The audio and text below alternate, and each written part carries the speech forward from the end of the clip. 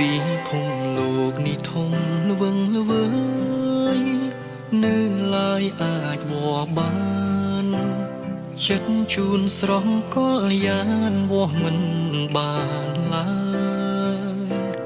ពេលនេះចង់បញ្ជាក់ក្តីស្មោះជូនដល់រូបស្រស់ត្រានត្រើយមិនប្រែចិត្តឡើយបងឆ្លើយតបតាមសន្យាអរគុណដល់រឿងល្អកូនឡង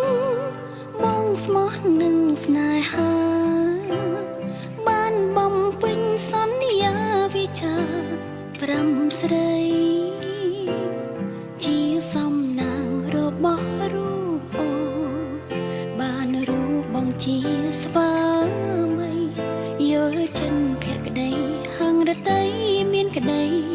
សុខហើយជាចំណងនិស័យឲ្យថ្លៃជួបស្ងួននឹមនួនដែលរៀមរាពងសំដូចបំណងបងសូមធានារក្សាស្នេហាយើងคล้ายជាការពិតដួងចិនអូនសាយកក់ក្ដៅបានថ្លៃជាគូសន្យាជំនះតស៊ូព្រមស្មោះស្មោះនឹងរៀមរាអូនល្អគ្រប់លៀងខេណាសាសំទាំងចាំងរិយាទេវតាលោកប្រទៀងផ្សងជួបគ្រប់ជាតិ